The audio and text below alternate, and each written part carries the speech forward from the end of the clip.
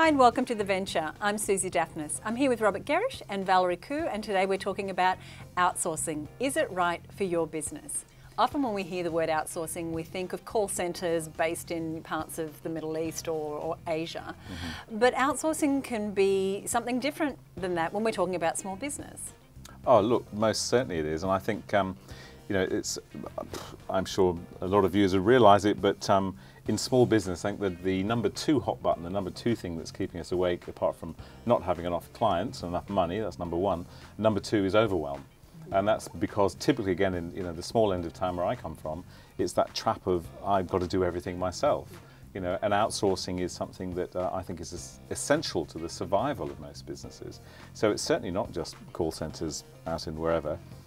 It's something that we should be looking at in our businesses constantly. What can I outsource? What can someone do better and cheaper and more effectively than I can do, so that I can focus on the other areas of my business?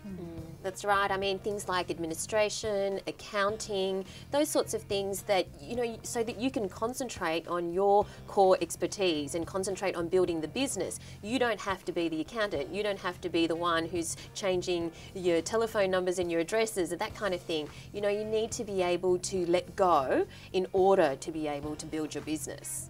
And often we don't have the money to bring on a staff member, either part-time or full-time, but maybe we've got a little bit of a budget that we can put towards a project that we know if someone helped us finish would bring more customers in the door. And I think, and you're right, and it is often a lot of businesses see themselves in a real catch-22, which is, I know I need help, but I don't have the money to do that. And then often, if I sort of put my coach's hat on for a moment, if you kind of look a little bit forwards and say, okay, well, imagine you had the help, then what would be possible? And suddenly opportunities kind of open up. You think, well, yeah, actually, if somebody were doing this for 2 hours a day, I could be doing that.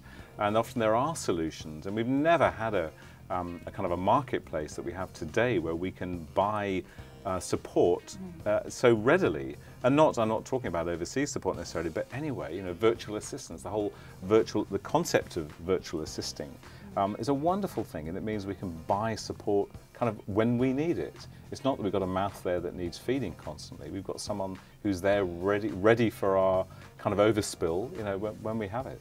I think people think it's too hard. I think people think that it's going to take even longer to explain to somebody than it is for them to do it themselves. But you have to get over that, and you just have to have the guts to take the leap, and you just have to invest that little bit of time at the start to work out some systems and guidelines for the person that you're outsourcing it to, and just so that you can free yourself up. It's really important if you want to move forward, especially if you're a solo operator. And now you've used outsourcing in your business. Yes, definitely, in a whole range of forms. I have a massive to-do pile, and at the moment, when it grows really, really big, I have a mobile personal assistant who only spends a couple of days every month. So it's not an ongoing salary that I need to cater for and account for. So it's great to just be able to reduce the to-do pile so that it really just even declutters my mind so I can concentrate on what I need to work on.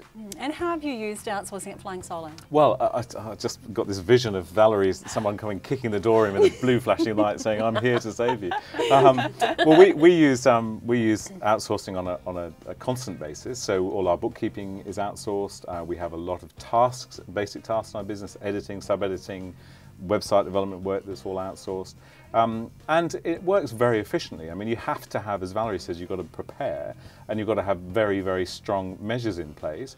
But I think as long as you've got the kind of procedures right, and you know how you and the person or persons you're outsourcing to, how they will determine how you'll both determine whether the job is being done the way you want it. As long as those measures are in place, it's a wonderful thing. And I think it's something that you can trial as well these days. You can, I mean, not with every aspect of your business, but with some. You can say, okay, well, let me have a look at this. Here's a little project. Let's put this out to somebody and see how that goes. As long as you keep an eye on how things go and you get the structure right, I think it'd be crazy not to look at it. One of the things we're doing right now is, because sometimes it can take you so long to learn to do something that it just makes more sense to outsource it. So we're doing a big SEO, search engine optimization project. And yes, the team and I could figure it out and go through our Google Analytics and figure out how to do it, but it's just not efficient. No. It's much more efficient to give it to someone who does it in half the time, you know, and outlay a little bit of money to get a result much, much quicker. Absolutely. Yeah, I think the thing with it is if you start to kind of believe that yes, you can outsource, and then you start to proceduralize, write down procedures of even basic tasks in your business, the freedom that it gives you just immediately in your mind when you can say, you know what, I could actually get someone else to do this. Whereas what a lot of business owners do is they hold it saying, well, no one can do this as well as me. I couldn't possibly outsource this. You know, the world's going to end if I don't do it. That's no way to behave. But if we start to get it written down, then I think you can look at it and go, actually, you know what, someone else could do that.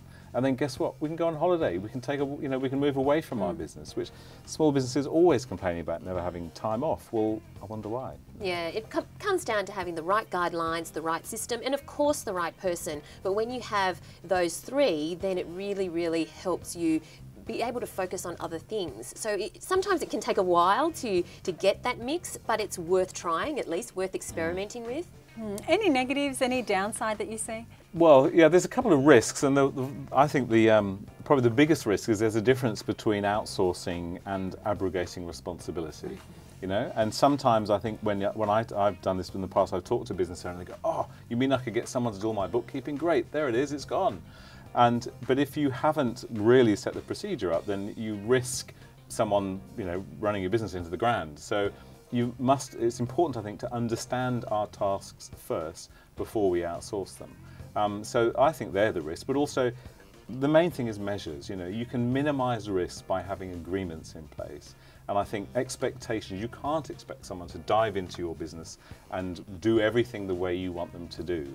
They will only do that when you help that person. So I think as long as we put effort into that, constantly check it, constantly review, you know, we'll be safe. I think we do need to have checks and measures, and even whether that's this is when this job will be delivered, and so we've got a time frame, or this is how much it's going to cost, and you don't have an open-ended estimate going. Those simple things, when put in place, can save us a lot of heartache. Yeah. Particularly these days now, and I know this is a slightly contentious issue, but outsourcing overseas through sites like guru.com or Elance and freelancer.com, I think, you know, when somebody is so far away, you really do need those checks and balances and targets and milestones if that's going to work for you.